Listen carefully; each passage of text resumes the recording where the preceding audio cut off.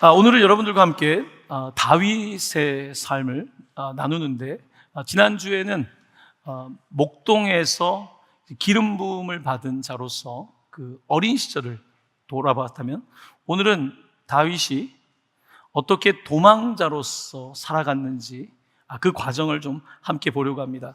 설교 노트를 보시고, 카바는 조금 양이 있기 때문에 여러분 설교 노트를 따라서 보시면서 말씀 들으시면 도움이 될 것 같습니다. 첫 번째, 영웅의 시련입니다. 영웅의 시련. 다윗은 사실 평범한 목동이었지만 이새의 8번째 아들로서 사울이 하나님을 떠나게 되면서 기름 부음을 받게 됩니다. 그가 성령을 받게 되고, 그리고 이스라엘이 블레셋과 전쟁을 할 때 골리앗이라고 하는 큰 장수가 있었고, 그는 소년으로서 맞서 싸워서 그를 무너뜨리게 됩니다. 이 일로 인해서 그는 갑작스럽게 영웅이 됩니다. 민족의 영웅이 된 것입니다. 여러분, 하지만 우리가 성공을 하면 시련이 따라옵니다. 영웅이 된다는 것은 그렇게 쉬운 일이 아닌 것입니다. 이 일이 너무나 위대한 일이지만 이 사건으로 다윗은 어려움을 겪게 됩니다. 그 어려움은 멀리서 온 것이 아니라 같은 민족, 그것도 그 나라의 왕이었던 사울에게서 왔던 것입니다.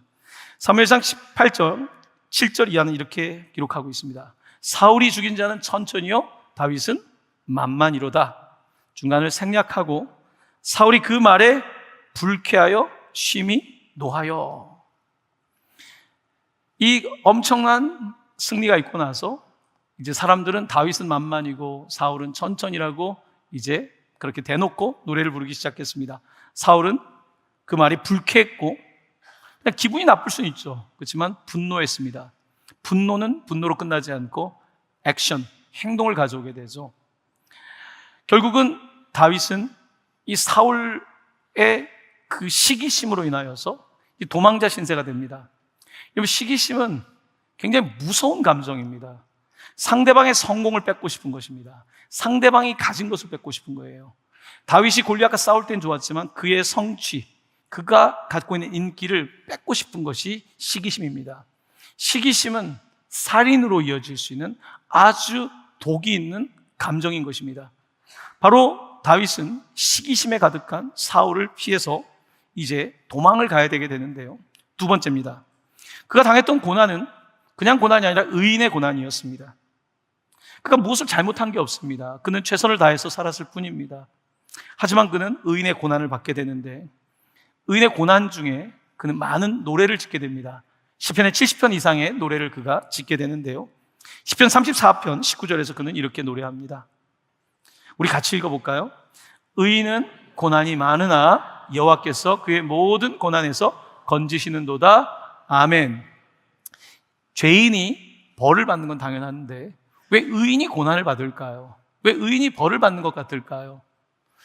의인이 고난받을 때 하나님께서는 반드시 보상하신다는 것입니다. 하나님은 또한 건져주시고 또한 갚아주신다고 말씀하고 있습니다. 다윗은 의인이 고난당할 때에 그냥 고난받는다, 그냥 내가 운이 안 좋다라고 생각한 것이 아니라 하나님은 고난에서 건져주실 것이고 반드시 갚아주실 것이라는 것을 믿었던 것입니다. 사랑하는 성도 여러분, 여러분들이 이해할 수 없는 고난, 내가 죄를 지은 것이 아닌데 당하는 고난이 있을 때에 하나님께서 여러분을 건져주심을 믿으시길 바라고, 또 하나님께서 갚아주심을 믿고 살아가시는 은혜가 있기를 간절히 축원합니다. 그렇습니다. 성공은 시련을 가져오게 되는데 다윗은 이 고난 속에서 오히려 더 단단해지기 시작했습니다. 예수님은 산상수훈에서 의로 인해서 고통을 당하는 사람들에게 이렇게 위로의 말씀을 주셨습니다. 마태복음 5장 10절입니다. 의를 위하여 박해를 받는 자는 복이 있나니 천국이 그들의 것임이라. 아멘. 내가 잘못해서 박해를 받는 것이 아니라 의를 위해서 박해를 받는 것은 복이 있고 반드시 보상이 있다고 말씀하고 있는 것입니다. 자, 이제 두 번째로 다윗이 구체적으로 그러면 어떻게 도망자의 삶을 살았는지 성경 속에서 그 스토리들을 중심으로 함께 은혜를 나누고자 합니다. 이 과정에 대해서 저는 이렇게 이름을 붙였습니다. 왕이 되어가는 도망자 다윗의 광야 여정이라고 불렀습니다. 왕으로 기름 부음을 받았고 골리앗을 죽일 때만 해도 그가 상당히 성공적인 길로 직행할 줄 알았지만 그에게는 도망자의 시기, 왕이 되어가는 becoming의 시기, ing의 시기가 있었고 바로 그 광야의 길을 걷게 된 것입니다. 자, 그러면 다윗은 얼마나 도망자로 살았을까? 어느 정도의 세월을 고난을 겪었을까? 자, 성경에 있는 말씀으로 유추를 해보면 사무엘하 5장 4절은 이렇게 기록되어 있습니다. 다윗이 나이가 30세에 왕위에 올라 40년 동안 다스렸을 때, 자, 그러면 다윗이 몇 살에 죽었을까요? 70. 죽을 때까지 왕을 하는 거니까 70에 그는 세상을 떠납니다. 그러면 그가 30에 왕이 됐으니까 다윗이 골리앗을 죽었을 때가 언제냐? 10대 후반으로 봅니다. 10대 후반으로 본다면 약 10년 정도를 그가 왕이 되기 전에 도망자로 살았다는 우리가 계산을 할 수가 있는 것입니다. 10개월 정도라면 어떻게 버텨보겠지만 약 10년의 세월을 고난을 겪는다는 것은 결코 쉬운 일은 아닐 것입니다. 그는 이와 같은 이제 고난을 겪게 되면서 이제 어떤 삶을 살았을까요? 함께 좀 그 내용들을 좀 살펴보려고 하는데요. 첫 번째, 10년의 도망자의 삶을 사면서 그가 어려웠던 건요, 도망갈 데가 없는 거예요. 왜냐하면 이제는 사울이 샅샅이 뒤지니까 자기가 이스라엘 땅에서 숨을 데가 없었던 것입니다. 자, 그래서 그가 도망을 가는데 어디까지 도망을 가냐면 가드라는 곳까지 도망갑니다. 가드 왕 아기스 앞에 미치 왕이 다윗의 삶을 살게 되는데요. 자, 가드가 어디냐면 골리앗의 고향입니다, 여러분. 골리앗을 죽여서 골리앗의 고향에 간 거예요. 거기를 다스리던 블레셋의 왕이 그 왕이었습니다. 가드 왕이에요. 그 아기스 왕 앞에 그가 서게 되는데 정말 비참한 지경까지 가게 됩니다. 사무엘상 21장 12절 이하인데요.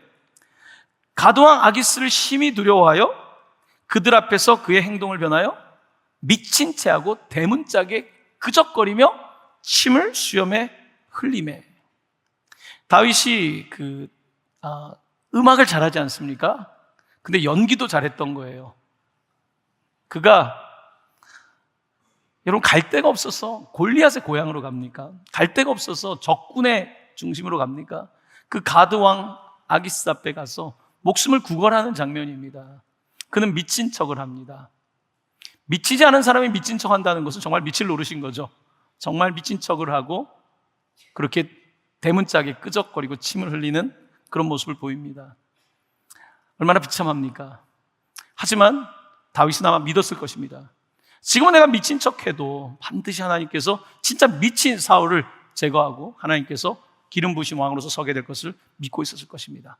그 시간을 보내게 됩니다. 자, 다윗은 이렇게 적군의 그 지역까지 들어갔다가 이제는 더 이상 갈 데가 어디 있겠습니까? 근데 그 가드 왕이 다윗에게 꺼지라고 합니다. 미친놈 나가라고 합니다. 다윗은 이제 갈 데가 없습니다. 자기의 고향 이스라엘은 떠났고 적군의 땅에서도 받아주지 않고 그리고 이제 사람들이 살지 않는 광야로 가게 되고 세 번째 보면 그가 다윗이 그곳을 떠나 어디로 갑니까? 아둘람 굴로 도망을 하게 됩니다. 아둘람이라고 하는 뜻은요, 피난처, 도피처라는 뜻을 갖고 있습니다. 한번 머리에 좀 담아보시기 바랍니다. 아둘람이라는 이름의 뜻은 뭐라고요? 피난처, 도피처라는 뜻을 갖고 있습니다. 아둘람은 특별한 곳은 아닙니다. 그냥 평범한 동굴입니다. 그런데 이 동굴이 아니면 그가 피할 곳이 없었던 것입니다. 그는 그 동굴로 가서 살게 되는데요. 서쪽에는 블레셋, 골리앗의 족속인 블레셋이 있고요. 동쪽에는 사울이 있습니다. 적군이 있고요. 아군인데 적군보다 못한 사람들이 있습니다. 그런 그 바로 아둘람에서 이제 거처하게 되는데요. 여러분 함께 읽은 시편 57편은 성경을 보면 그 앞에 가로를 치고 어디에서 지은 시라고 되어 있지 않습니까? 바로 이 동굴에서, 굴에서 만든 노래가 시편 57편입니다. 그가 도망가다가 아둘람 굴에 이르렀을 때 어떤 작사를 했을까요? 여러분은 어떤 일기를 쓰고 어떤 글을 쓰실까요? 자, 이제 시편, 여러분이 읽었던 57편 본문에서 읽지 않았던 부분을 제가 읽도록 하겠습니다. 1절부터 6절까지인데요. 다윗의 심정으로 제가 좀 읽어볼 테니까 한번 들어보시길 바랍니다. 하나님이여, 내게 은혜를 베푸소서. 내게 은혜를 베푸소서. 내 영혼이 죽기로 피하되 주의 날개 그늘 아래에서 이 재앙들이 지나가기까지 피하리이다. 내가 지존하신 하나님께 부르짖으며 곧 나를 위하여 모든 것을 이루시는 하나님께로다. 그가 하늘에서 보내사 나를 삼키려는 자의 비방에서 나를 구원하실지라. 셀라. 하나님이 그의 인자와 진리를 보내시리로다. 내 영혼이 사자들 가운데서 살며 내가 불사르는 자들 중에 누웠으니 곧 사람의 아들들 중에라. 그들의 이는 창과 화살이요 그들의 혀는 날카로운 칼 같도다. 우리 5절 이하부터 같이 한번 읽어볼까요? 하나님이여 주는 하늘 위에 높이 들리시며 주의 영광이 온 세계 위에 높아지기를 원하나이다. 그들이 내 걸음을 막으려고 그물을 준비하였으니 내 영혼이 억울하도다. 그들이 내 앞에 웅덩이를 팠으나 자기들이 그 중에 빠졌도다. 셀라. 아멘. 바로 이 아둘람에서 드디어 다윗이 늘 불렀던 노래를 다시 부르기 시작합니다. 목동으로서 불렀었는데 지금은 다릅니다. 도망자로서 미친 척했던 그가 이제 아둘람에서 이런 노래를 불렀던 것입니다. 그는 지금 왕이 되어가는 과정 중에 있습니다. 이 왕이 그냥 성공으로 가면 얼마나 좋겠습니까마는 그는 골리앗을 넘어뜨린 이후에 원치 않는 의인의 고난을 겪는데 그것이 10년의 세월이 진행됐던 것입니다. 사무엘상 23장 14절은 다윗의 그런 삶의 그 여정을 이렇게 묘사합니다. 다윗이 광야의 요새도 있었고 또 십광야 산골에도 머물렀으므로 사울이 매일 찾되 하나님이 그를 그의 손에 넘기지 아니하시니라. 아멘. 매일 찾았다는 것입니다. 사울은 미쳐가고 있었습니다. 시기심으로 가득 차 있었습니다. 바로 그가 다윗을 죽이려고 할 때 그는 그렇게 도망자의 신세를 지고 있었던 것입니다. 자, 이렇게 도망자로서 10년을 살아가면서 그런데 하나님께서는 은혜를 베푸셨고요. 뿐만 아니라 그에게 동역자의 복을 주셨습니다. 세 번째입니다. 고난의 과정에서 온전히 함께하는 동역자, 이들을 얻게 되었습니다. 고난 중에 얻은 친구가 진짜 친구겠죠. 그가 얻었던 첫 번째 친구는 누구냐면 바로 요나단입니다. 요나단. 여러분, 요나단은 누굽니까? 사울 왕의 아들입니다. 요나단은 군대에서 능한 사람이었어요. 사울은 심지어 아들 요나단도 시기했습니다. 요나단이 인기가 올라가면 싫어했는데 하물며 다윗이겠습니까? 다윗과 요나단은 아들이고 사위인데 두 사람은 금방 서로가 정말 진실한 사람이라는 걸 알게 되었습니다. 그래서 사무엘상 18장 3절은 이렇게 기록하고 있습니다. 요나단은 다윗을 자기 생명같이 사랑하여 더불어 언약을 맺었으며. 놀라운 표현이 나옵니다. 다윗을 자기 생명같이 사랑했다는 겁니다. 그리고 언약을 맺었다고 하죠. 여러분, 언약이라는 단어는 피를 나누었다는 뜻이고요, 피로 묶여져 있다는 뜻을 갖고 있습니다. 요나단과 다윗은 혈연 관계가 아닙니다. 근데 그들은 피로 묶인 관계가 됩니다. 언약을 맺었던 것입니다. 계약이 아닙니다. 언약을 맺었습니다. 이 요나단과 다윗의 언약은 장차 오실 예수 그리스도에 관한 언약을 보여줍니다. 자기의 생명같이 여겼다는 거예요. 하나님이 세상을 이처럼 사랑하사 독생자를, 자기의 생명을 준 이야기가 바로 요나단과 다윗의 이야기고 언약의 이야기인 것입니다. 두 사람은 그렇게 언약을 맺었고 정말 서로 헤어질 수 없는 관계가 됐어요. 요즘 세상이 타락하다 보니까 어떤 사람들은 다윗과 요나단의 관계가 그런 관계가 아니라 남성끼리의 또 다른 관계라고 말하는 사람도 있습니다만, 그것은 우리가 죄 가운데 빠졌기 때문에 하는 이야기이고요. 그들은 정말 아가페의 사랑, 우리가 생각하는 그런 인간적 감정이 아니라 하나님을 믿는 사람들로서 그러한 정말 사랑을 경험했던 것입니다. 그래서 더불어 언약을 맺게 됩니다. 자, 요나단은 다윗을 위해서 참 위험한 일을 많이 하게 됩니다. 이 요나단이 다윗을 위하면 사울 왕이 그까지 죽이려고 하는데 그는 정보를 흘려줍니다. 다윗, 아버지의 마음이 이러니까 이쪽으로 피신하고, 그런 정보들을 주면서 다윗을 보호합니다. 이제는 더 이상 그가 할 수 있는 일도 없어집니다. 우리가 다시 만날 수 있을까? 이런저런 그 고난의 순간에 한 가지 일화가 있습니다. 사무엘상 23장 16절 이하의 말씀인데요, 사울의 아들 요나단이 일어나 수풀에 들어가서 다윗에게 이르되 그에게 하나님을 힘있게 의지하게 하였는데, 숲속에 들어가서 힘있게 격려한 거예요. 정말 힘있게, 정말 힘든 다윗을 찾아가서 힘있게 의지하게끔 요나단이 말을 하는데요, 그 다음 그의 말은 놀랍습니다. 어떤 말을 하냐면, 곧 요나단이 그에게 이르기를, 우리 같이 읽어볼까요? 두려워하지 말라. 내 아버지 사울의 손이 내게 미치지 못할 것이요, 너는 이스라엘 왕이 되고 나는 내 다음이 될 것을 내 아버지 사울도 안다 하니라. 아멘. 놀라운 이야기를 하죠. 나는 너의 다음이고 너가 왕이 될 거다. 두려워하지 마라. 하나님이 정한 일이다. 하나님이 정하신 일이고 우리 아버지 사울도 알고 있고 나도 알고 있고 우리 모든 백성들도 알고 있다. 너는 분명히 왕이 될 거야. 지금은 도망자 신세지만 두려워하지 말라고 힘있게 그에게 격려를 하고 있는 대목입니다.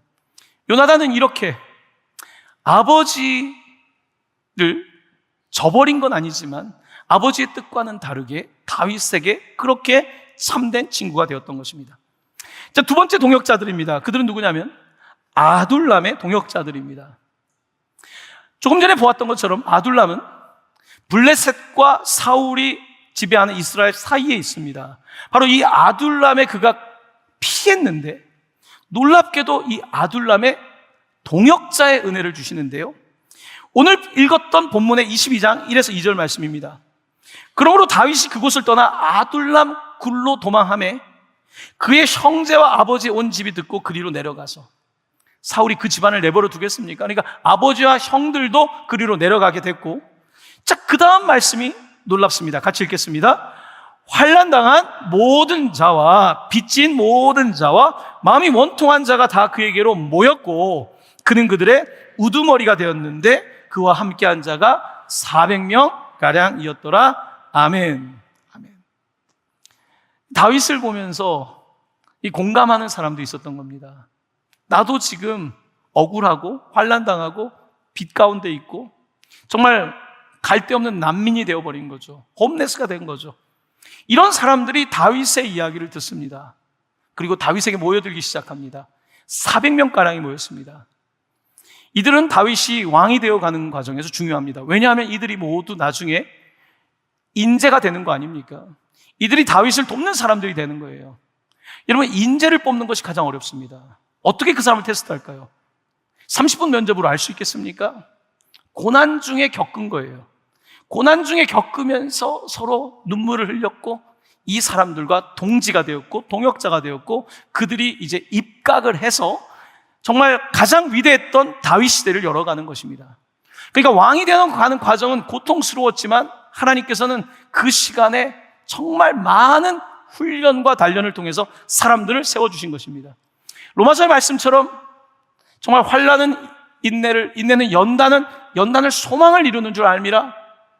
이 놀라운 과정을 통해서 연단하고 소망을 갖게 되는 다윗과 그의 동역자들의 모습을 볼 수가 있는 것입니다. 자, 이렇게 아둘람의 동역자들이 생겼는데요, 그 가운데 특별한 사람들이 있었습니다. 그들이 누구냐면요, 다윗의 37인의 용사들이었습니다. 37인의 용사들에 대해서 성경은 그들의 이름을 말합니다.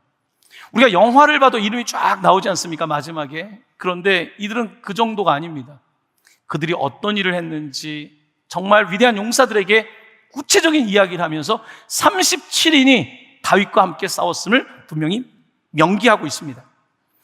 자, 이 37인의 용사들의 이야기는 참 놀라운데요, 한 번은 이런 일이 있었습니다.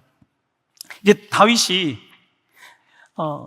너무 힘들었어요. 오늘같이 무더운 날이었을 겁니다. 이런 날 생각나는 게 있었어요. 본인의 고향 베들레헴에 우물물이 먹고 싶었어요. 그것은 룻과 보아스, 다 베들레헴 조부모죠. 그들이 살던 그곳에 있던 그 우물, 그 베들레헴에서 자란 다윗에게 이 베들레헴의 우물물이 너무 마시고 싶었던 거예요. 그래서 그 37명의 사람들과 있는 곳에서 베들레헴에 내가 우물물 한번 마셔보고 싶다, 그런 이야기를 합니다. 그 이야기를 듣고 그의 신하들 가운데 마음이 움직입니다.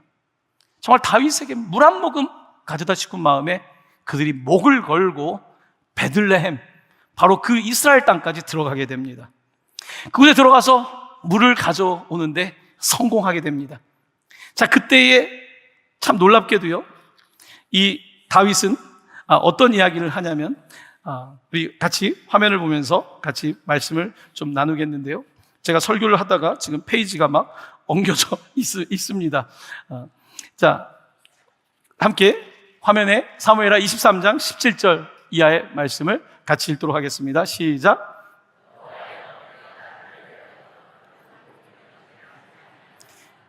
이는 목숨을 걸고 갔던 사람들의 피가 아니니까 하고 마시기를 즐거하지 아니하니라. 여러분 아시겠죠? 이 베들레헴까지 이 자기의 그 귀한 병사들이 목숨을 걸고 이 물을 가져왔는데 마음에 찔린 겁니다. 주님, 내가 다시는 이런 말 하지 않겠습니다. 내가 물 한 모금 마시는데 이 친구의 목숨을 내가 담보로 한다면, 그리고 그 물을 마시지 않습니다. 저 같으면 일단 너무 마시고 싶었으니까 마셨을 것 같아요. 여러분은 어떻습니까? 진짜 왕이죠. 진짜 왕입니다. 다윗은 왕 중의 왕이에요. 요즘 영화 애니메이션 있지 않습니까? 킹 오브 킹스. 진짜 그는 왕이었어요. 자기의 이런 모습을 부끄러워하는 거예요. 같이 옆에 있는 같이 한 이 동역자가 다쳤으면 어떡하나. 자기는 너무 후회스러운 거예요. 그래서 그 물을 마시지 않습니다. 다윗은 그런 사람이었다고 성경은 말하고 있는 것입니다. 이렇게 그들은 그 고난 속에서, 아둘람에서 시작된 그들의 인연은 점점 깊어지게 되고, 이제는 목숨을 서로 나눌 수 있는 요나단과 다윗의 관계처럼 그들은 언약의 관계가 되었던 것입니다. 그래야지 가장 중흥의 시대, 다윗의 시대가 열리는 거예요. 사람들이 하는 것이기 때문에 그 사람들을 하나님께서는 이렇게 예비하신 것입니다. 자, 이제 네 번째입니다. 끝까지 신의를 지킨 기름 부음 받은 왕 다윗의 이야기입니다. 다윗은 자기 이렇게 신하들이 고생하는데 사울 죽이면 되지 않습니까? 암살하면 되지 않습니까? 그런 방법을 쓰지 않습니다. 그는 끝까지 신의를 지킵니다. 장인어른에 대한 신의라기보다는 그가 신의를 지킨 이유는 이렇습니다. 첫 번째, 기름 부음 받은 자에 대한 존중입니다. 사울은 기름 부음 받은 왕이에요. 그러니까 본인이 중요한 게 아니라 기름을 부으신 분이 중요한 거예요. 사울을 봤을 때는 마땅히 죽여버리고 싶고, 고생하는 신하들을 보면 저 사람만 제거하면 되는데, 이 사람의 문제가 아니라 하나님이 이 사람에게 기름 부었다는 사실, 이게 중요한 거예요. 다윗은 그래서 손을 대지 않습니다. 그는 자기의 영역과 아닌 것을 구별합니다. 때로는 우리가 하나님의 영역에 들어가서 손을 대지 않습니까? 하나님의 영역이었던 거예요. 고생스럽고 힘이 들고 화가 나지만 그는 기름 부은 자에게 손을 대지 않습니다. 한 번은 이런 일이 있었습니다. 이제 사울이 다윗을 잡으려고 가는 중에 이제 용변을 봐야 돼서 이제 동굴로 들어가는 일이 있었습니다. 또 큰 일을 봐야 되는 상황이었는데, 공교롭게도 다윗과 그의 부하들이 그 동굴에 있었습니다. 절대 기회가 온 거예요. 이제 다 사울 죽일 기회를 하나님이 주셨다고 생각할 수 있지 않습니까? 하지만 다윗은 스탑, 아니라는 거예요. 그러면서 그의 겉옷만 뱁니다. 겉옷만 베고요, 24장 5절을 보면 이렇습니다. 그리한 후에 사울의 옷자락 뱀으로 말미암아 다윗의 마음이 찔려. 이 정도면 너무한 거 아닙니까? 아니, 무슨 이런 일로 마음이 찔립니까? 그렇게 약해가지고, 약해 빠져가지고 뭐 왕권을 잡겠습니까? 이렇게 생각할 수 있지 않습니까? 그렇지 않습니다. 그는 하나님이 기름 부음 받은 자에 대해서 철저하게 인정하고 있고, 그는 마음이 찔렸습니다. 왜냐하면 내가 하나님의 길을 막고 싶지 않은 것입니다. 도덕을 얘기하는 것이 아닙니다. 세상의 기준을 말하는 것이 아닙니다. 그는 성령을 받은 사람으로서 하나님의 영을 회방하고 싶지 않았던 것입니다. 바로 기름 부음 받았다는 것은 성령을 받았다는 거 아닙니까? 성령을 회방하고 싶지 않았던 것입니다. 그래서 그는 멈춥니다. 칼이 나가는데 그 칼을 걷어들인다는 것은 얼마나 어려운 일입니까? 이런 왕이 있어야 되는데 말입니다. 자, 그렇게 이제 겉옷만 뱉는데 이제 사울이 멀리 떠나갑니다. 사울을 보면서 이렇게 외칩니다. 24장 11절입니다. 내 아버지여. 아버지라고 부릅니다. 아버지 맞습니까? 하지만 아버지로 부릅니다. 내 아버지여 보소서, 내 손에 있는 왕의 옷자락을 보소서. 내가 왕을 죽이지 아니하고 겉옷 자락만 베었은즉 내 손에 악이나 죄가가 없는 줄을 오늘 아실지니이다. 우리 같이 읽어보겠습니다. 왕은 내 생명을 찾아 해하려 하시나 나는 왕에게 범죄한 일이 없나이다. 아멘. 다윗은 이렇게 의로운 사람으로서 끝까지 하나님과 사울왕 앞에서 섰던 것입니다. 두 번째 일화가 있습니다. 한 번은 사울과 그 군사들이 너무 피곤한 나머지 그날 밤에 전부 다 뻗었어요. 완전히 다 뻗어 있는 상태였는데 너무 절호의 기회가 찾아온 겁니다. 그때 이제 다윗의 신하들은 지금 가서 그들을 죽이고 차지하자는 말을 할 때에 다윗은 이렇게 말합니다. 26장 11절입니다. 내가 손을 들어 여호와의 기름 부음 받은 자를 치는 것을 여호와께서 금하시나니 너는 그의 머리 곁에 있는 창과 물병만 가지고 가자 하고 또 기회를 놓칩니다. 창과 물병만 가지고 갑니다. 이렇게 다윗은 끝까지 왕권을 장악하는 게 중요한 게 아닙니다. 지금 당장의 문제를 해결하는 게 중요한 것이 아닙니다. 하나님의 뜻을 구하는 것이 중요했습니다. 끝까지 하나님의 뜻을 구하고 그는 참고 그렇게 왕이 되어갔던 것입니다. 바로 그가 어떻게 이런 정말 힘겨운 싸움을 이길 수 있었을까요? 그것은 시편에 나와 있습니다. 그는 찬양했고 기도했기 때문입니다. 여러분의 삶에도 어려움이 있을 때 어떻게 극복하십니까?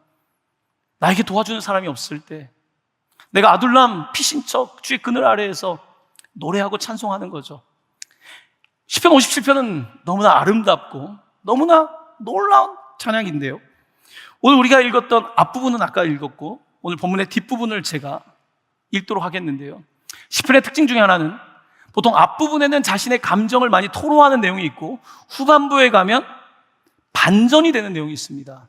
자, 이제 후반부에서 그는 아둘람 굴에 있으면서도 그의 놀라운 반전이 일어나게 되는데 제가 이 말씀을 읽도록 하겠습니다. 하나님이여, 내 마음이 확정되었고 내 마음이 확정되었사오니 내가 노래하고 내가 찬송하리이다. 내 영광아 깰지어다. 비파야 수금아 깰지어다. 내가 새벽을 깨우리로다. 우리 9절 이하는 같이 읽겠습니다. 주여, 내가 만민 중에서 주께 감사하며 문 나라 중에서 주를 찬송하리이다. 무릇 주의 인자는 커서 하늘에 미치고 주의 진리는 궁창에 이르나이다. 하나님이여, 주는 하늘 위에 높이 들리시며 주의 영광이 온 세계 위에 높아지기를 원하나이다. 아멘. 아멘. 여러분, 도망자는 늘 불안합니다. 늘 마음이 불안하지 않습니까? 동굴에서 딱 우울증 빠지기 쉽죠. 점점 동굴에 들어가지 않습니까? 자, 그런데 7절을 보면요, 그는 찬송 중에 그의 마음이 변화되는 걸 봅니다. 하나님이여, 내 마음이 확정됐습니다. 영어 성경에서는 My heart is fixed. 내 heart가, 내 중심이 다시 fix, 고정됐습니다.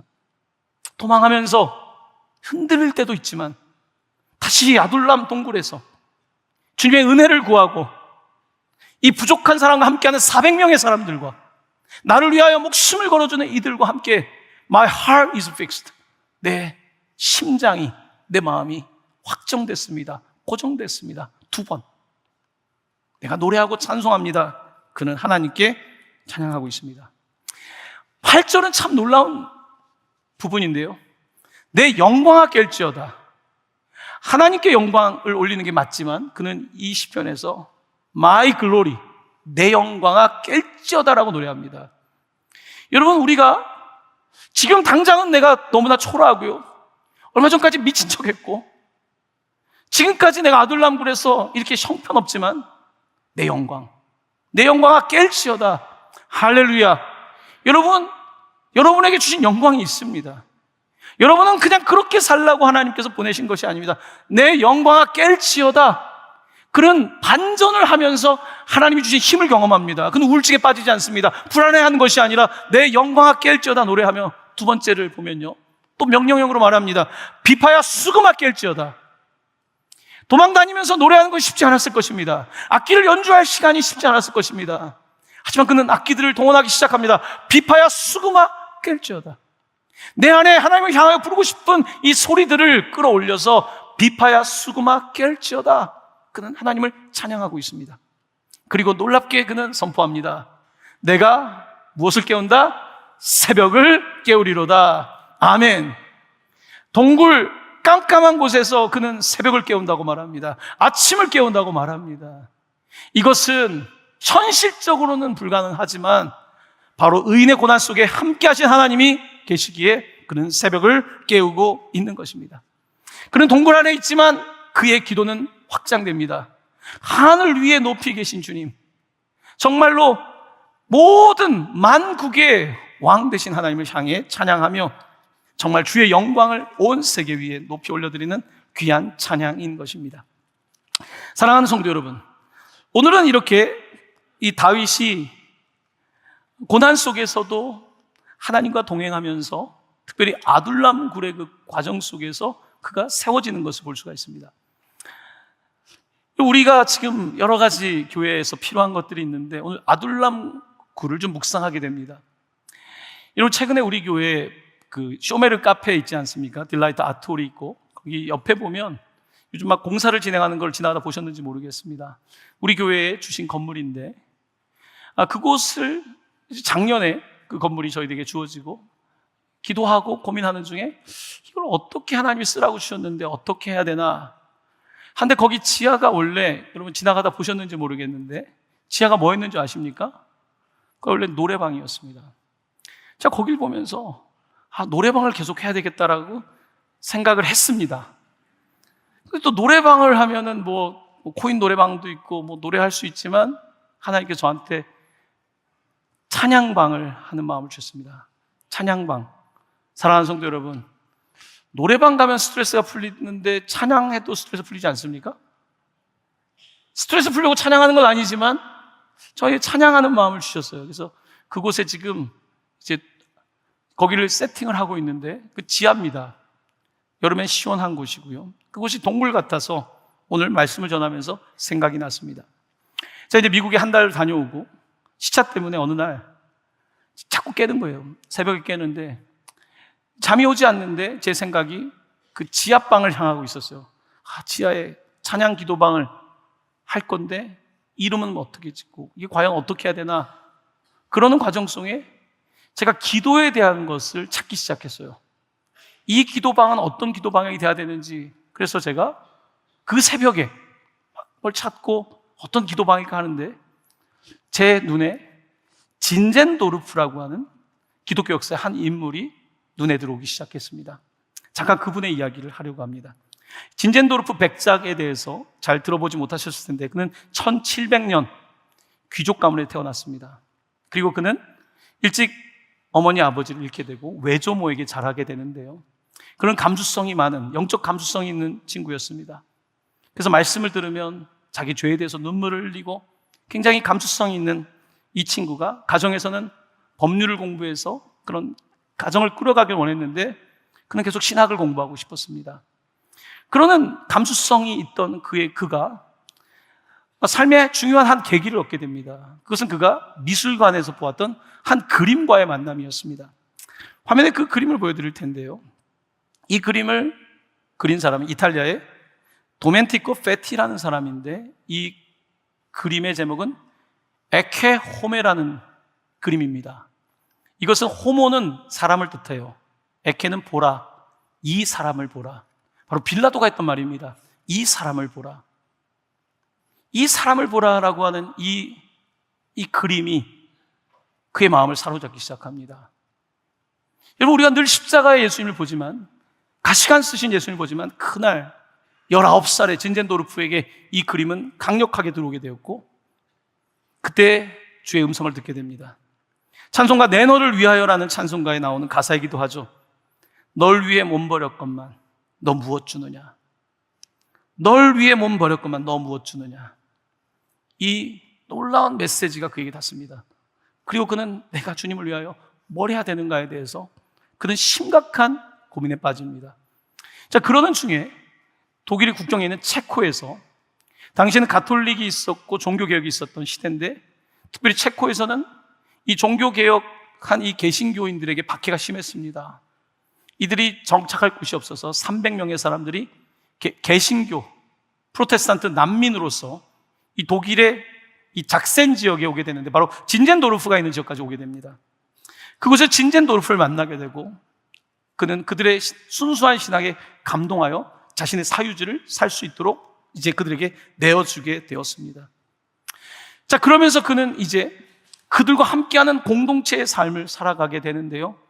그 가운데 이 난민으로 살던 그들 가운데 막 갈등이 일어났어요. 신학적 갈등, 여러 가지 갈등들이 있었고, 그에게 하나님께서 마음을 주셨습니다. 그들과 함께 말씀을 공부하라고. 그는 그들과 말씀을 공부하기 시작하고, 기도하라는 말씀을 듣고 그들과 기도를 하기 시작하는데, 그 갈등이 있었던 공동체에 놀라운 일이 벌어집니다. 말씀이 들어오고 기도하기 시작하면서 그들이 치유되기 시작했고, 화해가 일어나기 시작했고, 기도 운동이 벌어지기 시작하는데요. 그들은 기도를 멈추지 않았습니다. 처음 기도는 24명의 남자와 24명의 여자가 짝을 지어서 1시간씩 기도하는데 24시간이 기도가 되죠. 24명이니까 일주일이 지속됩니다. 또 일주일이 지속되는데 계속해서 기도하는 사람들이 늘어나서 모든 시간을 채워서 우리가 말하는 소위 prayer chain, 기도의 체인이 만들어지는데, 놀랍게도 이 기도는 100년을 이어갔습니다. 1700년대 초반부터 1800년대까지 100년을 이어간 엄청난 기도이지요. 바로 이 사람들을 모라비안 교도라고 부릅니다.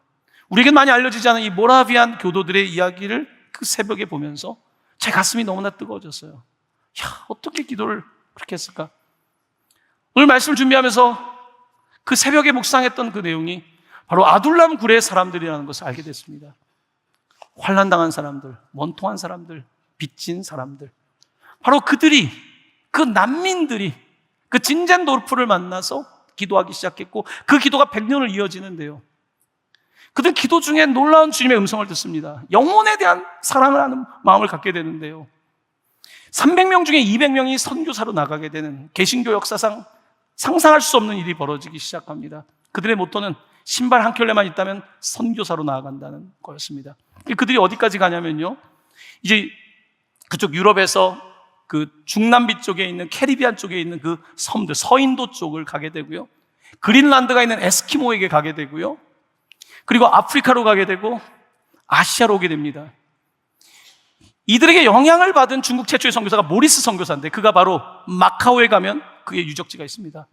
마카오에 중국 선교를 하기 위한, 바로 그들이 이 모라비안의 영향을 받았던 사람들인데, 또한 그 영향을 받은 사람들 가운데 한국에 온 선교사가 있습니다. 우리는 언더우드 아펜젤로 선교사를 많이 기억하지 않습니까? 미국에서 온 선교사. 그리고 영국 쪽에서 왔던 토마스 선교사, 대동강에서 성경을 건네주고 순교하셨던 분. 그분보다 30년 무저 앞에 오신 선교사님이 있죠. 귀칠라프, 칼 귀칠라프, 독일 목사이며 의학을 공부한 그런 분이었죠. 그는 바로 모라비안의 영향을 받은 사람이에요. 가보지 않은 땅을 가기 위해서 그는 중국 선교를 시작했고, 태국 선교를 시작했고, 선교 탐사를 시작합니다.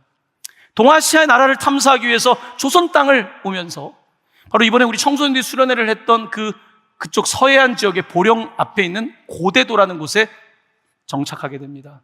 길게 있을 수는 없었습니다.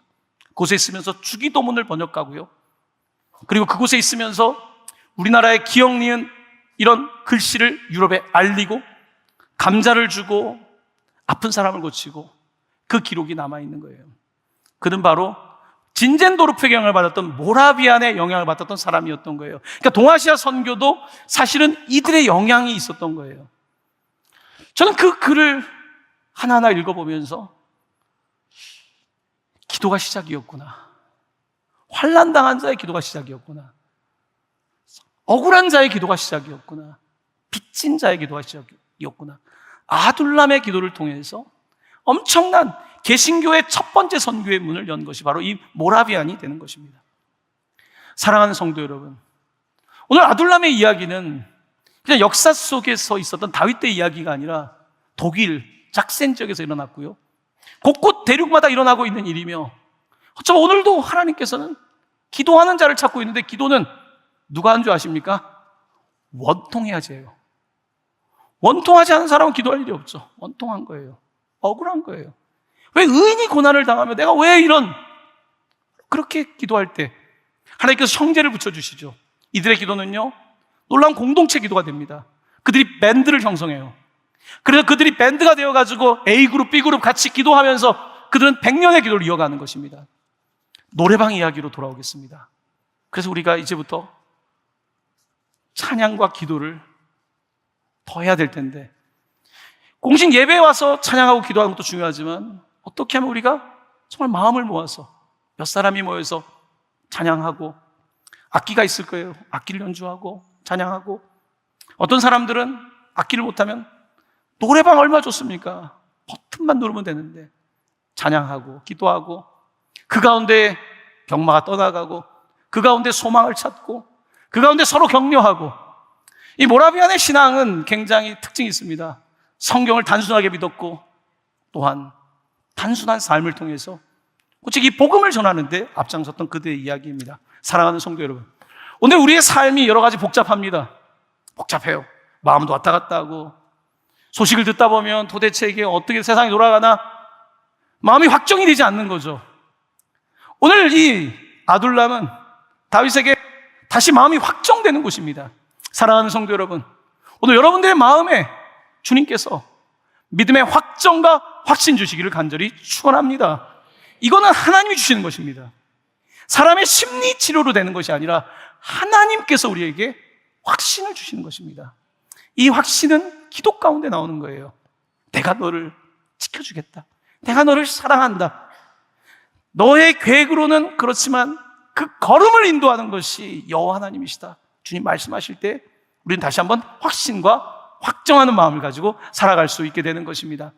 저는 우리 교회 모든 성도들이 더 자연스럽게 기도할 수 있고 자연스럽게 찬양할 수 있는 그런 공동체가 되기를 참 바라는 마음을 오래전부터 품고 왔습니다.